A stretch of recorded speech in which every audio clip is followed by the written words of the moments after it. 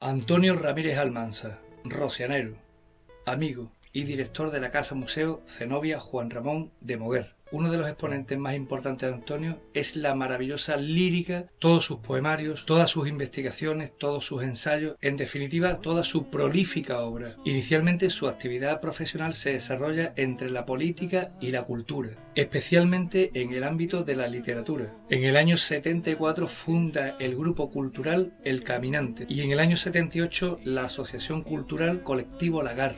Crea la revista cultural Racimo, una revista de ámbito histórico-cultural. Es miembro del Club de Escritores de Huelva desde los inicios, es decir, desde el año 1976. Como he dicho antes, su obra es muy prolífica.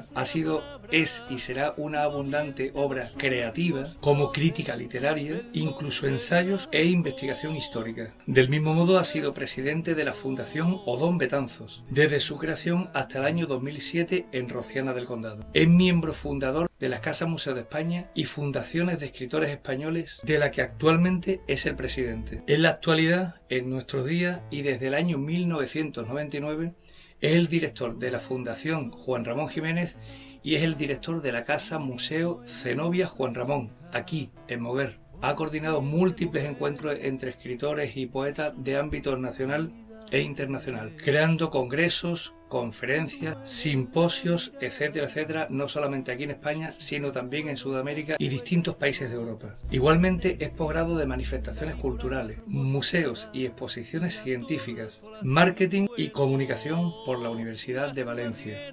En su haber tiene más de 400 artículos publicados en distintos medios de comunicación, revistas literarias y prensa. Por supuesto, en toda su obra destaca la impronta lírica que posee en su propio ser y la investigación histórica en más de 20 títulos. Ni que decir tiene que el cariño, el afecto es mutuo y que afortunadamente he sido convocado para decenas de actos tanto en la Casa Natal Juan Ramón Jiménez como en la Casa Museo Zenobia Juan Ramón, de la mano de su director, mi queridísimo amigo Antonio Ramírez Almansa. Hoy, en Entrevistas con Nico y en la propia Casa Museo Juan Ramón Jiménez, os presento a mi querido amigo Antonio Ramírez Almansa.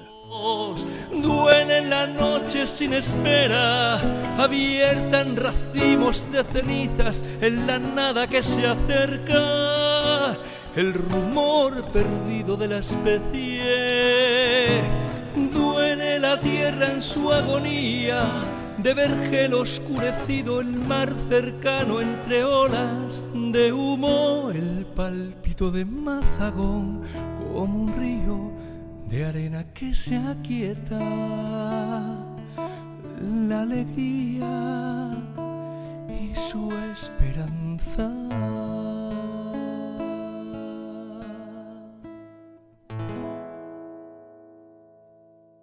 Nos encontramos en la Casa Zenobia Juan Ramón Jiménez de esta bellísima localidad llamada Moguer, provincia de Huelva. Don Antonio, querido Antonio, muy buenas tardes. Hola, buenas tardes. ¿Dónde nos encontramos ubicados? ¿Dónde vamos a charlar expresamente esta tarde? Pues vamos a hablar en el espacio de creación quizás más importante que tiene el lugar donde nos ha tocado vivir y disfrutar, que es la Casa Museo de Juan Ramón Jiménez. Y creo que tenemos el lujo y el placer de estar precisamente en la cercanía de lo que fue la cuadra de Platero y yo. Y en ese sentido, yo no sé si nos vendrá algo de la evocación del poeta. Esperemos que sí. Para poder expresar con nitidez y claridad lo que me puedas preguntar, ¿no? Uh-huh. Pero desde luego que el ambiente que supone el estar aquí, rodeado de estas plantas y rodeado de esta luz sobre todo, ¿no? Pues desde luego incita a que todo pueda estar sereno, relajado, tranquilo. Antonio, es una fuente de inspiración vital, nunca mejor dicho, para tu vida, para tu prosa poética, para tu lírica, en definitiva, para tu subsistencia. Este trabajo que desarrollas aquí, como un ratoncito de biblioteca, en investigación, en expansión de la vida y obra de nuestro poeta universal, ¿hace que te hayas un poco mimetizado en su propia vida? En cierto modo, sí, uno termina, si no mimetizándose, y en este caso hago casi una evocación en plan de broma, de que muchas personas cuando me ven piensan que mi fisonomía, se asemeja muy mucho, ¿no? nazareno, dice que se parece mucho al de Juan Ramón Jiménez, ¿no? Pero sí, indudablemente el lugar donde uno habita, donde uno trabaja, desde luego que influye muchísimo. Y en este caso, especialmente en el caso mío y en el de Moguer, hay como una especie de extraño mito del eterno retorno, ¿no? Como dijera en su día Mircea Eliade, porque yo nunca pensé que llegaría a Moguer hace ya 21 años para trabajar en la casa museo de Juan Ramón. No sé qué fondo, qué hado, qué misterio pudo suponer en un momento determinado en mi vida que alguien o algo quiso premiarme con venir a este lugar que no era para mí desconocido en cuanto a que le conocía con anterioridad, le conocía por mi vinculación con poetas del lugar, de Moguer, lo conocía porque tuve la oportunidad de visitar la casa siendo muy jovencito, pero si me retrotraigo más, era también como un retorno a un lugar que formaba parte de mi memoria de niño, cuando mi madre me dejaba, en aquellos primeros años de mi vida, 3, 4 años, me dejaba con mi abuela, venía a ver a los parientes de Moguer, ¿no? Entonces, no muy lejos de esta casa, en la calle Palo concretamente, teníamos unos familiares allí, de los Capelos, que eran primos de mi abuelo, y mi abuela me traía en aquellas fechas por aquí. Y recuerdo, luego pude verificarlo con el paso del tiempo, ¿no?, que a donde nos llevaba de paseo por las tardes con otros niños, que sí, ahora no los recuerdo, de allí de la calle, donde nos llevaba era por el camino de San Antonio, y recuerdo perfectamente lo que se conserva todavía, la entrada, ¿no?, por la parte del camino de San Antonio en Fuente Piña, aquellos 2 pilares que soportaban la antigua reja, ¿no? Y esas son mis primeras memorias de Moguer. Por lo tanto, esos vínculos que en cierto modo tienen ese punto de misterio han estado presentes desde el minuto siempre presentes. Entonces, la verdad es que es una satisfacción y un lujo luego retornar, llegar a una especie de imago mundi, como le podríamos llamar a este corazón del pálpito de la poesía, que es la casa de Juan Ramón Jiménez. Al hilo de esto que estabas desarrollando un poquito, con una mirada muy retrospectiva, ¿no? Porque ya tenemos también una cierta edad, ¿no? Sí. Una cierta edad. Entonces te iba a preguntar, no sé si tu afición de infante cuando eras pequeño, o tu hobby, no sé si está relacionado con la poesía desde tu infancia y no juegas al fútbol junto a tu compañero, o es un compendio de muchas cosas y al final desarrollas la lírica como punto de inflexión en algún momento determinado, no sé si de la infancia, de la juventud o ya más adelante de edad. No, yo tengo mucha nitidez para perfectamente ubicar los momentos en que aparece el brote de necesidad de escribir o de sentir, ¿no? Sí, puedo perfectamente. El proceso ya vital, ¿no?, vivido es muy largo, pero sí que me permite en una retrospectiva sin mucha dificultad encontrar rápidamente los momentos en que yo recuerdo haberme puesto delante de una máquina de escribir, curiosamente, que fue la primera vez que tuve oportunidad de escribir un poema a la llamada del amor, ¿no? Me acuerdo, lo conservo todavía. Yo en mi pueblo, en Rociana, participaba como todos los niños, es decir, el poeta no tiene nada de diferencia con los otros seres humanos, es decir, yo soy un niño que jugaba en el instituto. Orgánicamente no, pero sí un poco en la psique, bueno, en la forma, en el trasfondo, sí hay diferencias. Sí, puede haberla, porque a lo mejor la forma de mirar, la sutileza del paisaje, las cosas, claro, es muy posible, pero en definitiva yo creo que todos tenemos ese trasfondo sensitivo, ¿no? O sea que, bueno, en un determinado momento uno lo traslada por una necesidad mayor o menor en cuanto a lo que te pueda estar ocurriendo fuera de ti, y yo sí recuerdo perfectamente 11 años aproximadamente, haber escrito una vieja máquina de escribir, una Hispano Olivetti, no sé, de los años 40 por ahí, que se encontraba en mi entorno. Pues yo recuerdo perfectamente intentar aprender a escribir con todos los dedos, y que en ese escribir, en aquellos días, la presencia femenina de una niña del barrio, no recuerdo muy bien ni quién era, ni nada, mucho menos, pues me hizo escribir un primer poema de amor que dio como resultado luego pues una cercanía al mundo poético, ¿no?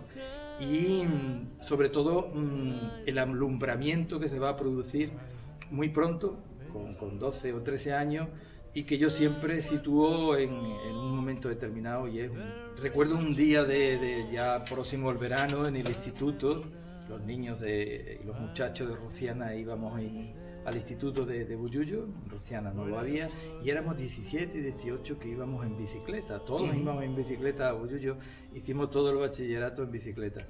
Y teníamos un profesor muy querido, todavía sanamente vivo y lúcido, Laureano Jiménez Carrión, ¿no?, de Bullullo.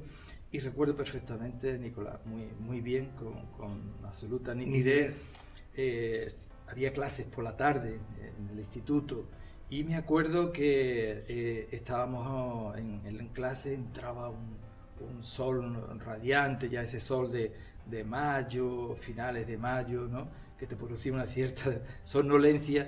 Y recuerdo perfectamente cómo mi querido Laureano, ¿no?, amigo, en aquel momento profesor de mucho respeto, ¿no?, nos daba latín, nos daba literatura y gramática, y recuerdo que empieza a hablar de Miguel Hernández. No sabíamos ninguno en aquellos momentos quién era Miguel Hernández, ¿no?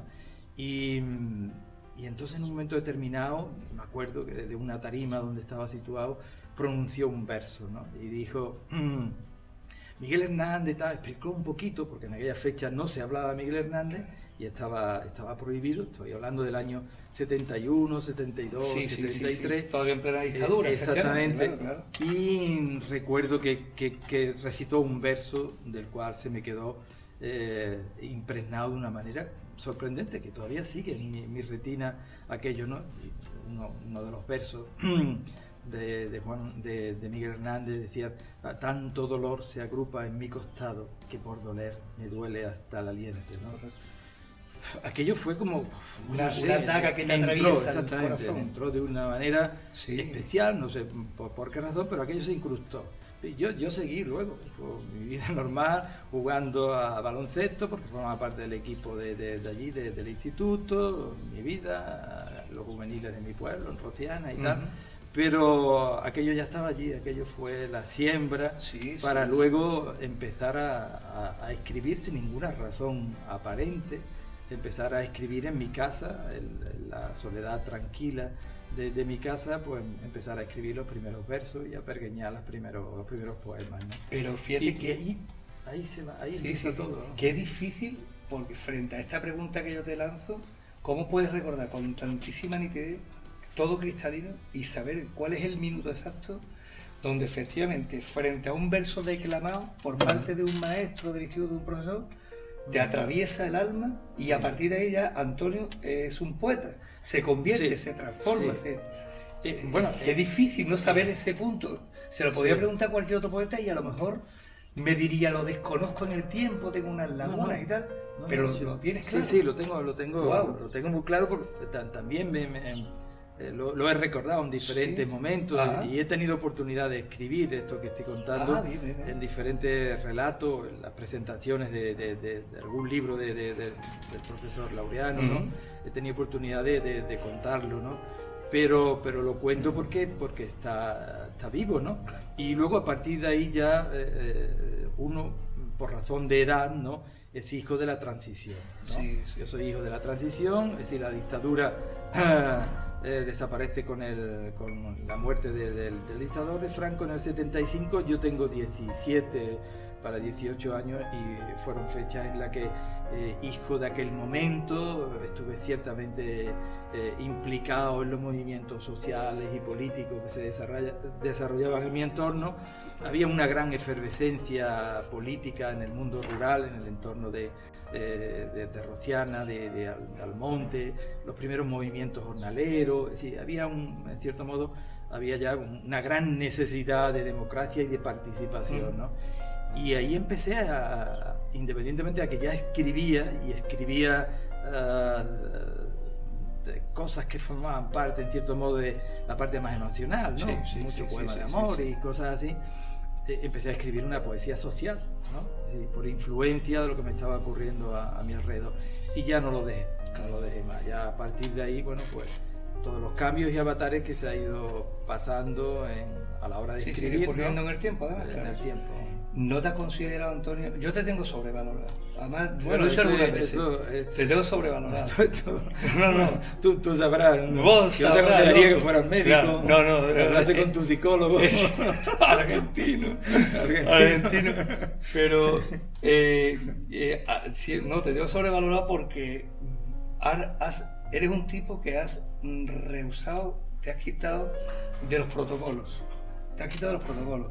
Siendo, no sé si siendo político o no, no sé si por aquellos años en Rociana del Condado de tus amores llevabas corbata o no, pero rehuyes totalmente de todos los procedimientos. Por eso eres tan, creo yo, y me lo tenés que ratificar, ¿no? Tan querido no solo en Rociana ni en Moguer, en tu ciudad ya de acogimiento, por decirlo de alguna forma, sino traspasando fronteras incluso andaluzas. Eres un tío muy querido. Bueno, y no sé si es por la sencillez en la que tú te mueves, y esto te lo he dicho también detrás de la cámara muchas veces porque somos amigos. Hombre, me halaga que me diga eso, ¿no? Digo que me halaga porque en cierto modo yo procuro en muchas ocasiones que puedo ser yo y pasar también en cierto modo inadvertido. Pero curiosamente, a pesar de que nos suele ocurrir en algunas ocasiones, aquellos que somos, es decir, yo tengo razones genéticas para ser muy introvertido, ¿no? Sí, mis padres eran sumamente introvertidos, ¿no? Muy introvertidos, ¿no? Eran personas muy humildes y que no pretendían destacar en nada, aunque mi padre era un excelente alarife, ¿no? De la vieja escuela, ¿no? Y dejó escuela en mi pueblo y tal, ¿no? En el sentido de las construcciones que hacía, pero no presumía de nada, ¿no? Absolutamente de nada, ¿no? O sea que genéticamente hablando, Antonio tenía que estar en un tercer plano. Claro. O sea, dentro de una casa museo, no, pero en la parte más recóndita. Sí, bueno, y entonces, pero sorprendentemente la vida te va conduciendo por lugares que tú no te esperas. Uno es hijo de su tiempo, ¿no? Como decía San Pablo, ¿no? Y en ese sentido, el resultado de eso es que de pronto, muy joven, yo, a pesar de esa timidez, ¿no? Pues yo estaba en la mili, en el año 77, 78, cuando de pronto se produce en este país nuevamente un gran avance democrático, que es la participación en la vida municipal, ¿no? Y ni por la cabeza se me pudo a mí plantear en ningún momento de que me iba a encontrar de la noche a la mañana en el año 79, con 21 años, pues formando ya parte de la corporación. Un cargo ya, no sé si electo público, ¿no? Sí, ya era concejal. Pero es que previamente a eso yo había participado y esa era mi intervención local, mi compromiso era la cultura. Y yo ya había creado el Grupo Caminante, una revista, tenía relación y reuniones con gente de más edad que yo allí en mi pueblo, y imprimíamos cosas de ahora, perdóname un inciso, ¿viste la política como un medio de comunicación hacia las terceras personas para hablarle de cultura? No. Inicialmente no.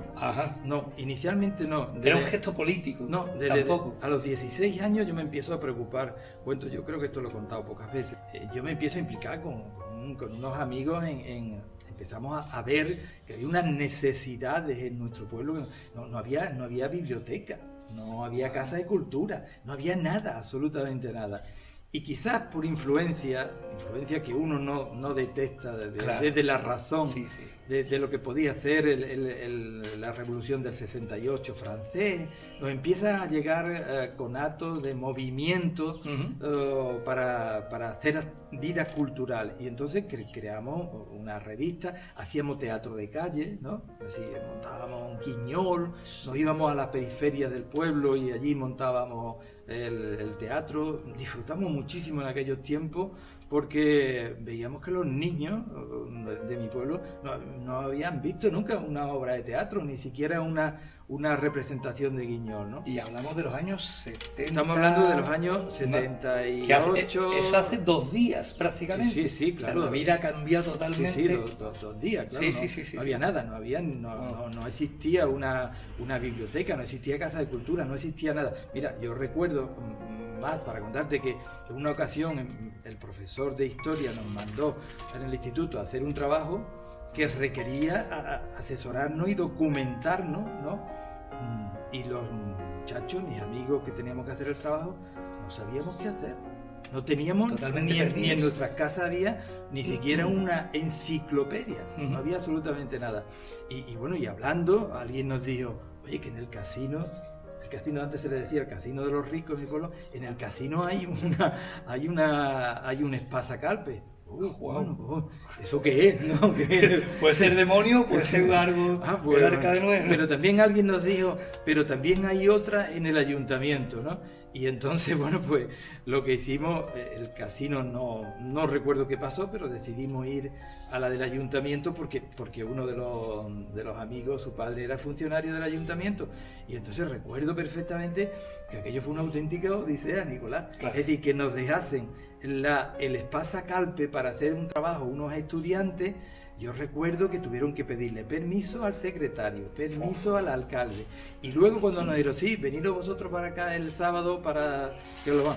Pues luego resultaba que no encontraban las llaves de la estantería donde estaba el espacio. Buen recaudo. Ahora lo estamos contando con un poco de humor en ese sentido de humor, pero visto desde otra perspectiva era triste, ¿no? Pero bueno, viene a indicar un poco, a veces, a mí me cuesta. A mí me cuesta pensarlo porque, decir, el paso del tiempo, ¿no? Tú dices, pero como tú acabas de decir antes, es que eso fue ayer. Ayer. Sí, es que la sensación de que de todo lo que disponemos ahora es algo como si eso fuese de toda la vida, no es de toda la vida, porque yo accedo luego a la vida municipal, ¿no? Ni pensar yo, ni se me pasó por la cabeza de que estando en la mili todavía me llaman y me dice que queremos contar contigo para que participe en las elecciones municipales en el Partido Socialista. Y yo dije, vale. Y ese vale significó una larga trayectoria luego en la política local, de la que no me arrepiento para nada, y de la que me parece que intenté poner lo mejor de mí, dejar una parte de mi vida, desde luego, a beneficio de la colectividad. Claro. Cuando me di cuenta, Nicolás, con 21 años estaba incorporado a la vida municipal, los primeros 4 años en la oposición, ¿no?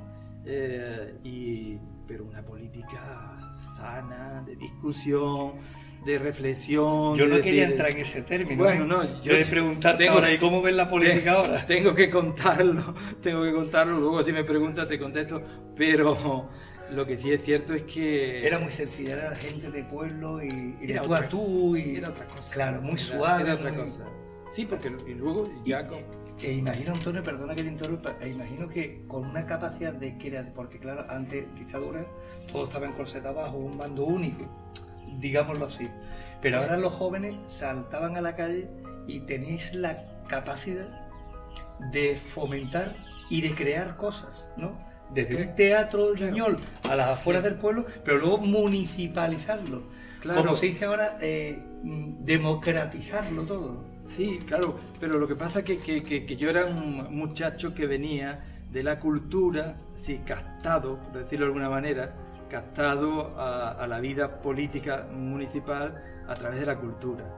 Y claro, yo llegué y pensé que iba a hacer la revolución cultural. Sí. Luego no sé por qué Avatar me encuentro como cabeza de lista en mi pueblo y resulta que ganamos las elecciones.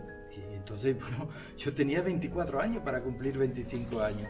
Era casi impensable, ¿no? Si visto desde ahora, ¿no? Era una situación que yo decía, bueno, Un poco surrealista. un poco, ¿no? Bueno, mis padres me miraban y me decían, bueno, esto no es normal que el niño sea alcalde. Bueno, pues y estuve 15 años, ¿no? 15 años de alcalde. Y entonces yo llegué pensando que iba a salvar el mundo. Que iba con esa edad. Aquel muchacho, poeta, me decían algunos, bueno, el alcalde poeta, que le gustaba hacer actos culturales y todo eso. Y yo pensé que lo iba a hacer todo. Y me di cuenta de la cruda realidad, ¿no?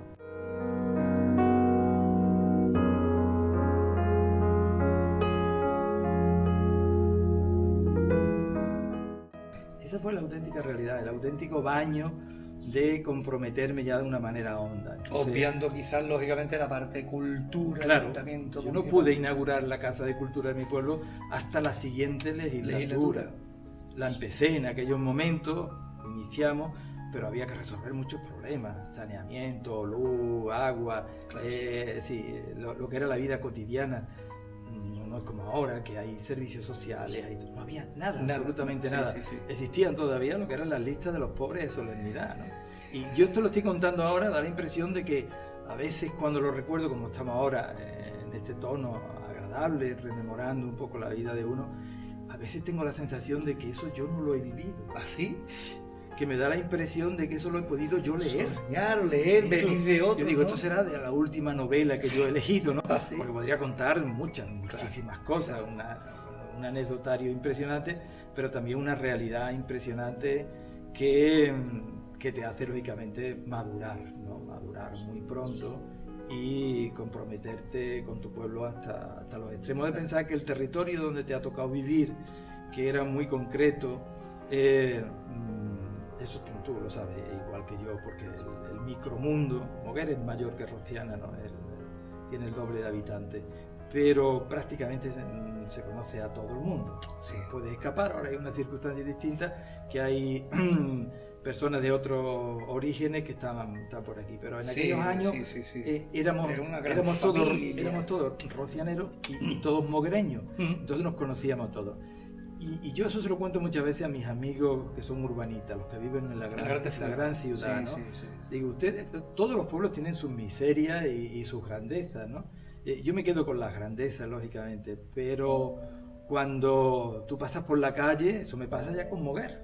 Ya son 21 años aquí y el colectivo humano, la gente que conozco ya son tantas, ¿no?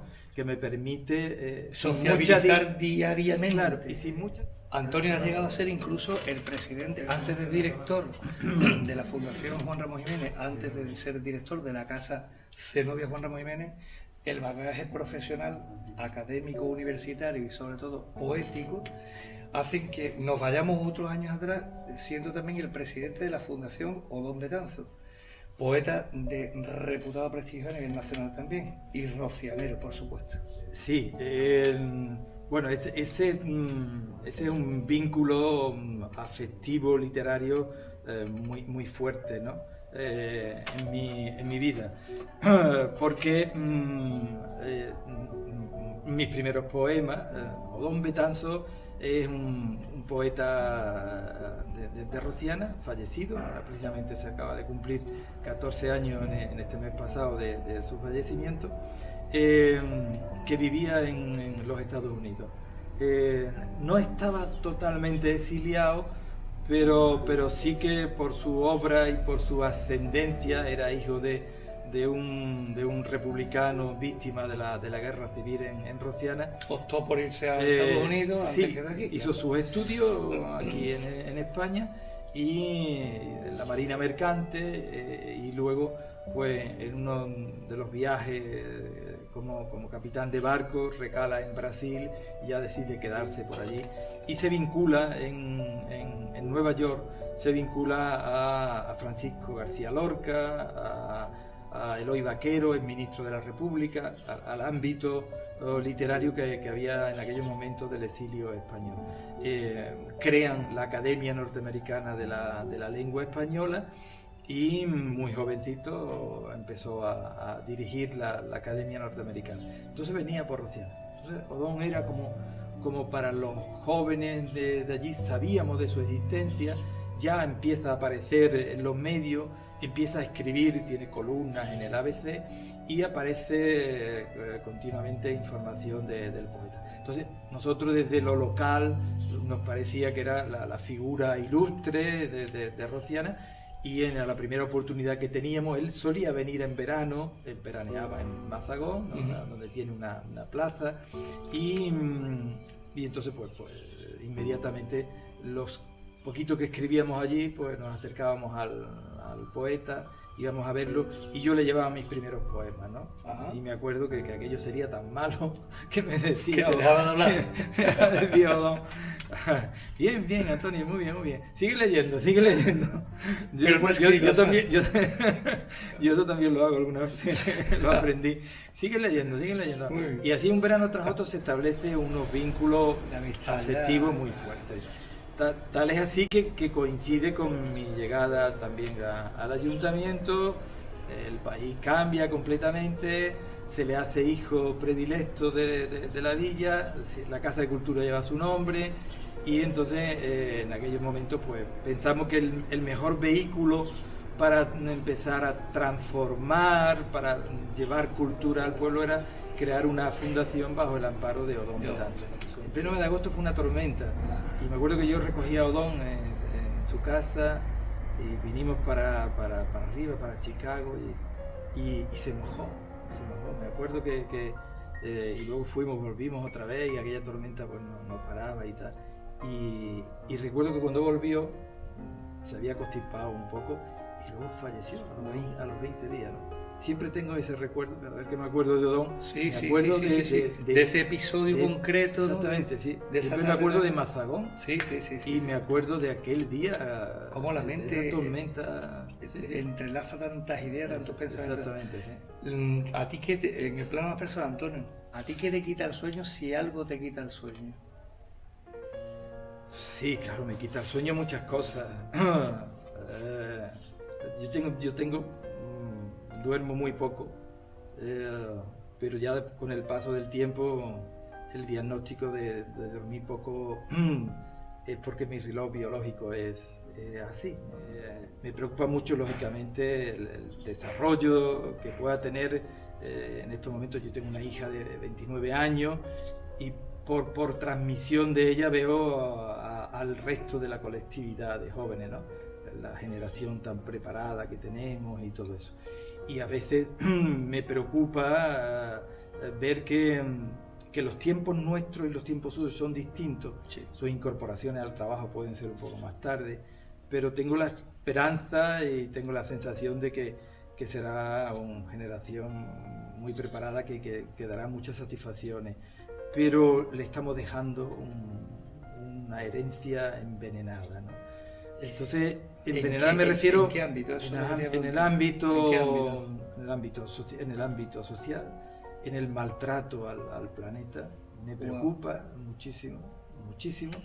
He estado muy implicado en temas de defensa de patrimonio, de naturaleza. He hecho los encuentros de escritores de Doñana muchos años donde reflexionábamos y veíamos que íbamos por mal camino en este tema. Tú, igual que yo, igual que nuestra generación, hemos visto como en nuestro propio entorno de cercanía, hemos visto de niños como los arroyos corrían después de un invierno con agua hasta el mes de mayo, ¿no? Y ahora no hay agua ni siquiera cuando corren. Y si hay agua están con las basuras discurriendo con las mismas aguas, la lavadora tirada y... El mal cuidado de la naturaleza. Yo que ando mucho por los campos de Moguer con la bicicleta, veo que cuidamos muy poco la naturaleza. Sí. Eso me preocupa, es decir, y por extensión, lógicamente, lo que ocurre a nuestro alrededor, ¿no? Es decir, por cercanía en el mundo del medio ambiente, el incendio de Moguer me dolió lo que no te puedes imaginar, y sé que nos encontramos ahí los dos, ¿de acuerdo? Sí, que muchísima gente lo padecieron, pero ya por extensión, porque ya no es un problema ya no, las cuestiones no son locales, no es el territorio donde me muevo.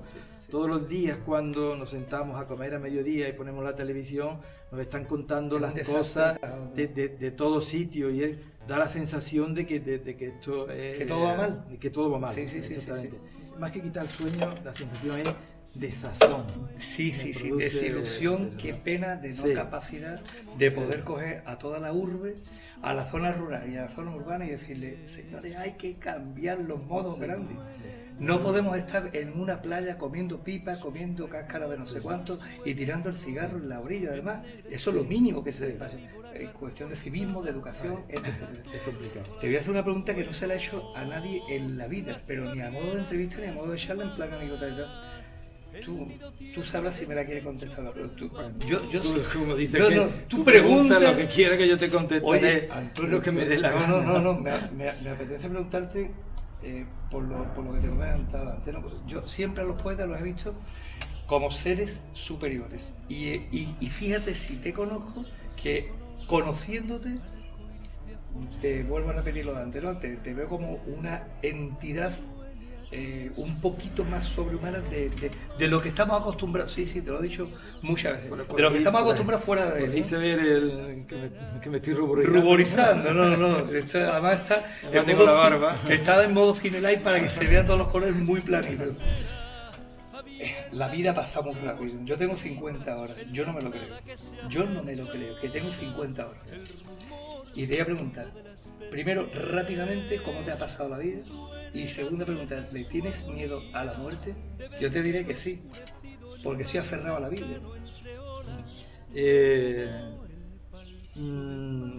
Sí, le tengo miedo a la muerte.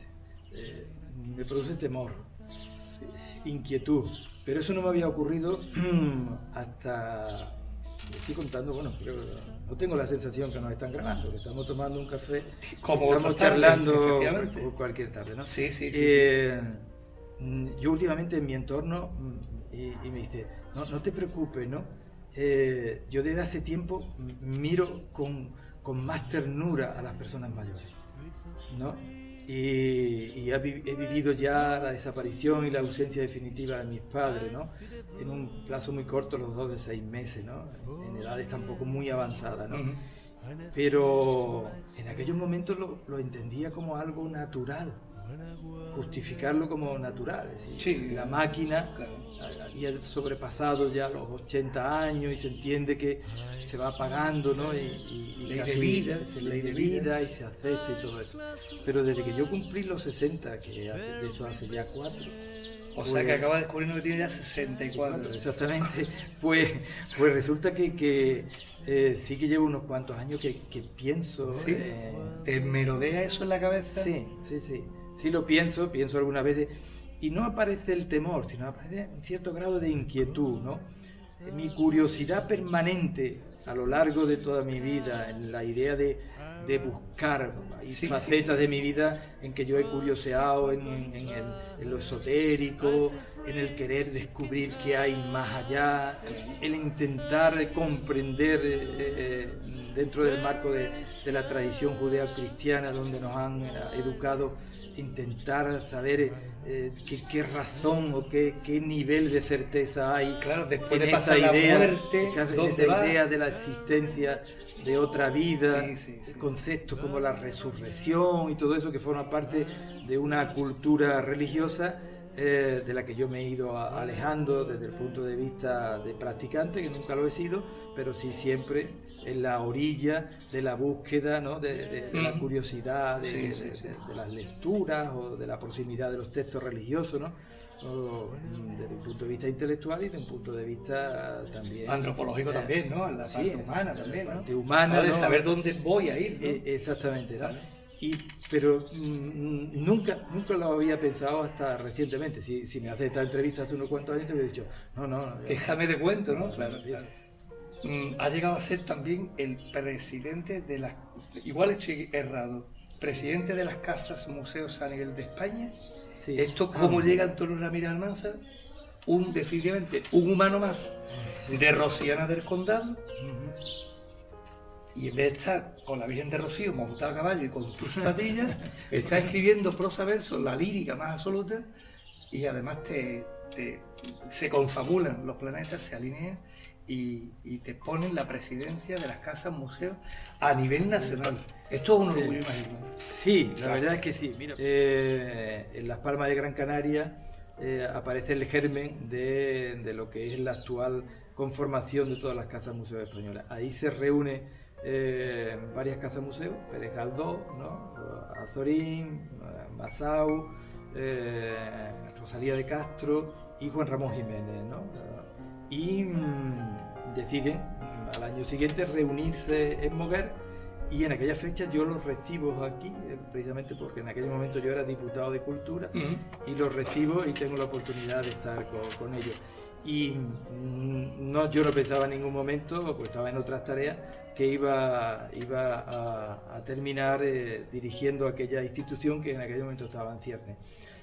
Fueron pasando los años, esa institución fue creciendo con el apoyo institucional, y yo, como era director presidente de la Fundación Odón Betanzos, participo en Salamanca en el gran encuentro de conformación de las casas museos, y participé como presidente de la Fundación Odón Betanzos. Y entonces, bueno, pues a partir de ahí me vinculo a la casa. A los pocos años ya voy como casa museo Juan Ramón Jiménez, por estar ya aquí a partir del año 99, y a los pocos años, bueno, pues se dieron las coyunturas que en aquellos momentos se producía.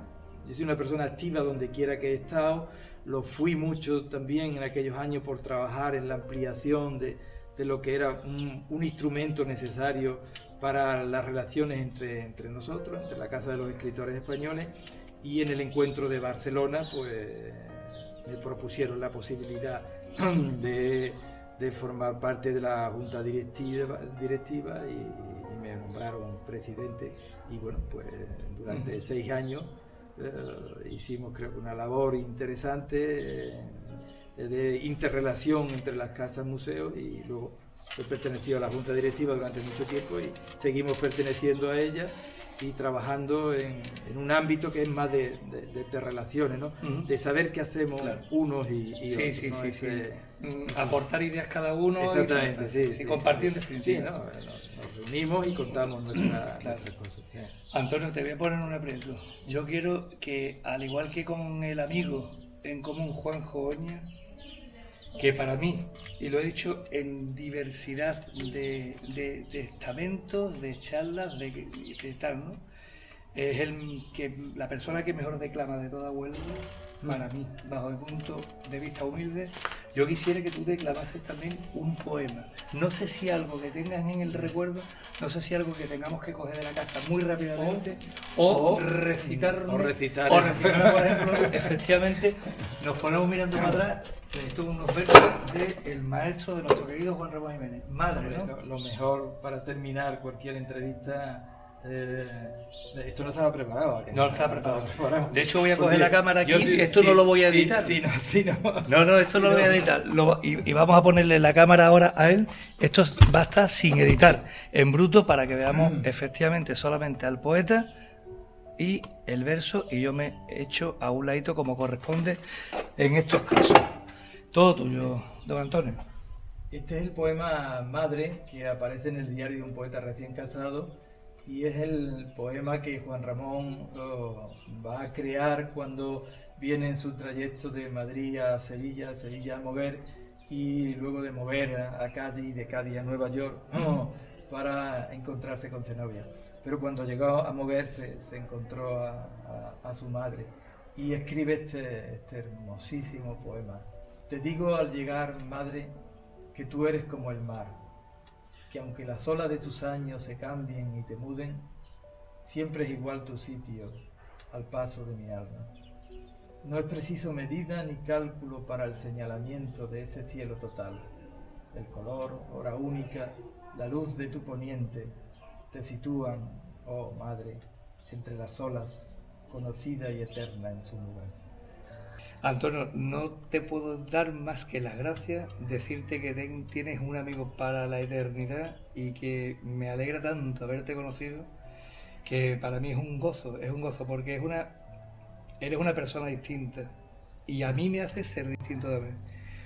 Te digo todo delante de la cámara, todo lo que te digo detrás de la cámara. Para mí me hace ser una mejor persona, si es que yo alguna vez fui persona, ni mejor ni peor, ¿no?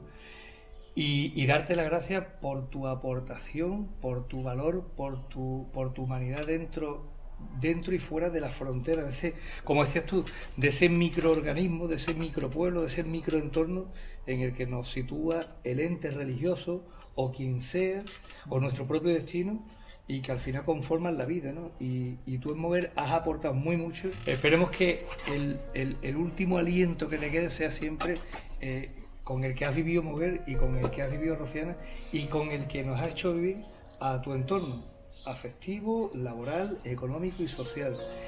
Por cierto, antes hablaba de que Odón Betanzos tenía, por supuesto, una plaza en Mazagón, que la conozco. Sí. Antonio Ramírez Almanza tiene su calle, por supuesto, también predispuesta en Rociana del Condado. Sí, cuando el ayuntamiento, cuento la anécdota, cuando el ayuntamiento me dijo, Antonio, que hemos pensado ponerle una calle a los alcaldes democráticos. Salieron la ruborización. Y yo decía, pero sí, ¿cómo va a poner a mí un nombre de una calle? ¿No? Ahí está. Y efectivamente, ¿no? Nos dieron a elegir a los dos alcaldes que nos la pusieron. Y yo le dije, pues mira, en tal sitio que el Calvario, la entrada con el Calvario, pues allí me gustaría, pero vamos, si os empeñáis, pero hombre, preferiría que la calle en todo caso, si es merecida alguna vez, que me gustaría que apareciera como el poeta Antonio Ramírez, pero es que me resulta, porque mi hija se ríe mucho cuando ve eso de alcalde Antonio Ramírez Almanza, ¿no? Bueno, la verdad que bueno, te han puesto también el otro arquetipo que no deja de ser, yo en ese sentido, ya por cerrar, agradezco muchísimo a mi pueblo. Yo la verdad es que le agradezco muchísimo ese detalle y a mi gente de Rociana, ya te puedes imaginar. Pero luego está mi otra parte que es Moguer, ¿no? Yo sé que mi tatarabuela era Capelo Domínguez, que venía de aquí de Moguer, se marcharon para Rociana y más o menos un día conseguí saber cuál era mi ancestro moguereño. Pero qué bien, qué dicha, ¿no? Haber venido por aquí, haberos conocido, tus palabras son tan halagadoras, y decir que yo ya no puedo vivir sin Moguer, ¿no? Con Rociana respiro y con Moguer suspiro, ¿no? Podría ser la expresión más adecuada. Así que bueno, qué satisfacción, ¿no? Infinitas gracias. Estás en tu casa. Bueno, Antonio, buenas tardes ante todo. Nos encontramos. ¿Estás grabando ya? Estamos grabando, sí. Queridísimo Antonio, muy buenas tardes. Te vas a poner nervioso al final. El corte que lo está desangrándose y está. Pero contá aquí lo que no hayas contado nunca. Eso, voy a intentar contar cosas que no he contado. Desnúdate. Eso no sería muy agradable para los